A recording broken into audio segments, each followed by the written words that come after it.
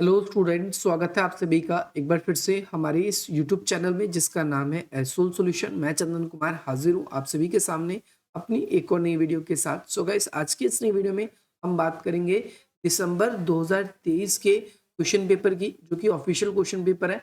अगर आप सभी एमपीएस कोर्स के स्टूडेंट्स हैं और आप सभी के पास में MPS 001 का सब्जेक्ट है, अगर मैं बात करूँ इंग्लिश में तो पॉलिटिकल थ्योरी, और हिंदी में बात करूँ तो अगर आप सभी के पास में राजनीतिक सिद्धांत का विषय है, सब्जेक्ट है, तो आज की नई वीडियो आप सभी के लिए इम्पोर्टेंट है, क्योंकि ये रिसेंट पेपर हुआ है। चाहे आप अपने एग्जाम में जून 2024 में अपीयर होने वाले हो या फिर आप सभी दिसंबर 2024 के एग्जाम में अपीयर होने वाले हो, ये क्वेश्चन पेपर दोनों तरह के बच्चों के लिए बहुत ज़्यादा इंपॉर्टेंट रहेगा।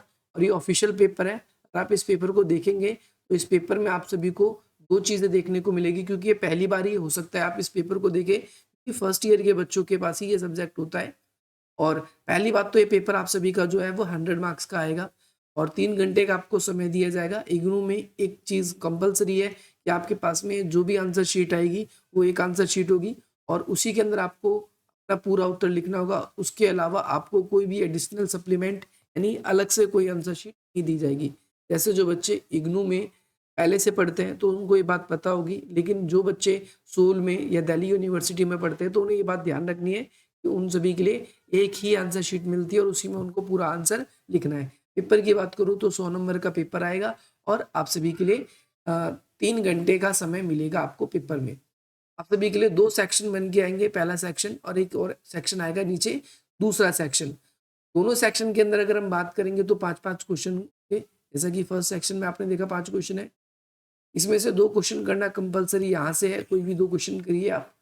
इसके बाद में आप देखोगे तो नीचे जो दूसरा सेक्शन है इसमें से भी कोई 2 क्वेश्चन आपको करना कंपलसरी है। अब आपके हो गए 4 क्वेश्चन, आपको एग्जाम में 4 नहीं बल्कि 5 क्वेश्चन करने होते हैं। अब आप जो 5वां क्वेश्चन अटेंड करेंगे तो आप किसी भी सेक्शन से कर सकते हैं।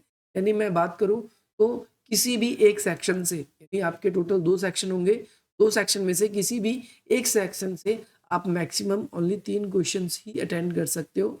अगर आपने जिस भी सेक्शन से 3 क्वेश्चन अटेंड कर लिए कोई से भी, तो आप अगले सेक्शन से ऑटोमेटिकली या पिछले सेक्शन से ऑटोमेटिकली आप 2 क्वेश्चन ही अटेंड करेंगे। तो ये ध्यान रखना है, क्योंकि बहुत सारे बच्चे इसमें भी गलती कर देते हैं। बच्चे क्या करते हैं, शुरू के ही 5 क्वेश्चन कर देते हैं या शुरू के 3 क्वेश्चन कर दिए, तो ये चीज़ आपको नहीं करनी।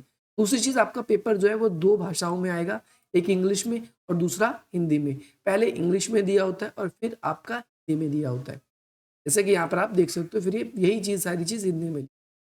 तो इसके अंदर एक चीज़ और इम्पॉर्टेंट है, पेपर शुरू करने से पहले मैं आपको बता दूं कि आप लोगों को क्या करना है। आपका क्वेश्चन पेपर, जैसे किसी भी वर्ड्स का आपका मीनिंग हिंदी में समझ नहीं आता, या हिंदी में कई बार ऐसा भी होता है कि गलत लिखा होता है, टाइपिंग की मिस्टेक होती है, तो आप इंग्लिश को उस जगह पर प्रायोरिटी दी देंगे और प्रायोरिटी दी भी जाती है। तो चलिए शुरू करते हैं। सबसे पहला क्वेश्चन आपकी स्क्रीन पर आ चुका है, आधुनिक राजनीतिक सिद्धांत पर टिप्पणी कीजिए।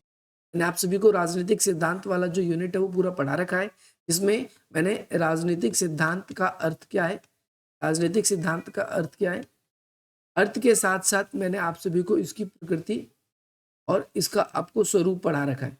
एक तो इसका अर्थ, प्रकृति, स्वरूप, और साथ ही साथ में आप ये देखोगे कि जो परंपरावादी अवधारणा है राजनीतिक की वो भी पढ़ा रखी है, और राजनीतिक सिद्धांत की जो आधुनिक अवधारणा है वो भी पढ़ा रखी है। अगर आप लोगों ने नहीं देखा है तो ये पूरा का पूरा प्लेलिस्ट जो है, जिसमें आपको इस पूरे के पूरे सब्जेक्ट के सारे इंपॉर्टेंट क्वेश्चन मिल जाएंगे, वो आप आई बटन पे क्लिक करके देख सकते हो।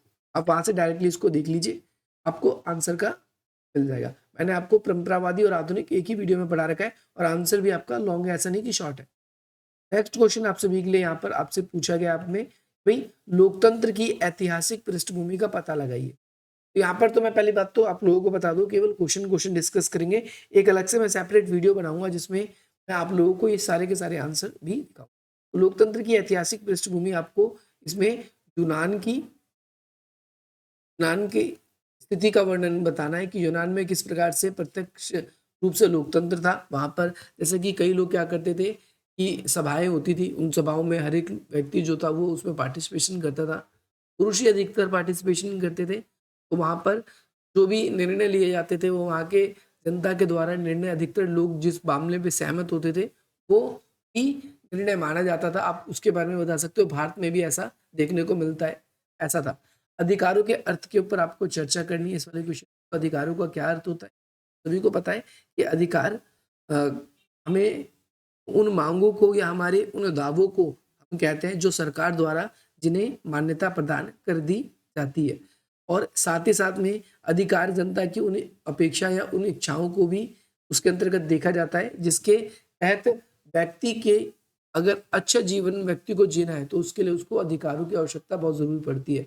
अगर हमारे पास हमारे अधिकार नहीं होंगे तो हम अच्छा जीवन नहीं जी पाएंगे, ये भी आपको याद रखना है। नेक्स्ट क्वेश्चन है आप सभी की स्वतंत्रता को लेकर।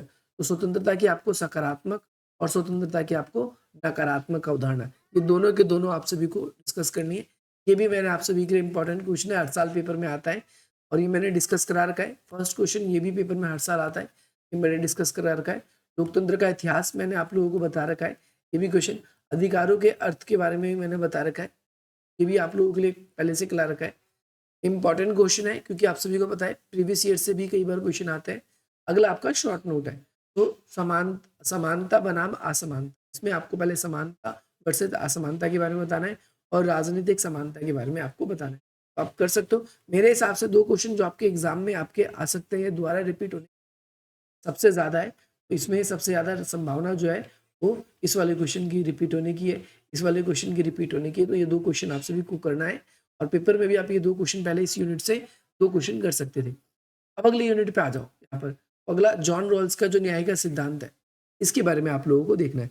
ये पेपर में क्वेश्चन हर बार आता ही आता है। जॉन रॉल्स का न्याय का सिद्धांत क्या है मैंने आपको बता रखा है। इसकी कई बार आपसे क्या पूछ लेता है, आलोचना भी। मैंने आलोचना भी इसकी करा रखी है, अगर आप लोगों ने वो वीडियो नहीं देखी है तो आप देख सकते हैं। लिंक आप सभी को डिस्क्रिप्शन बॉक्स में या फिर आई बटन पे करके मिल जाएगा, नहीं तो आप कमेंट करके भी मांग सकते हैं।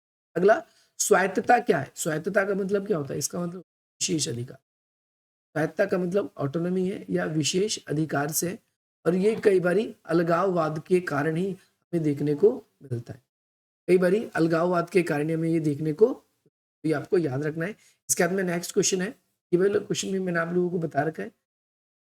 नागरिकता के ऊपर आप सभी को मार्क्सवाद का सिद्धांत बताना, मार्क्सवाद की अवधारणा बताना है। तो ये भी क्वेश्चन इंपॉर्टेंट है, ये भी करवाया जा चुका है आपके लिए एग्जाम में, ये सभी का रिपीट हो सकता है।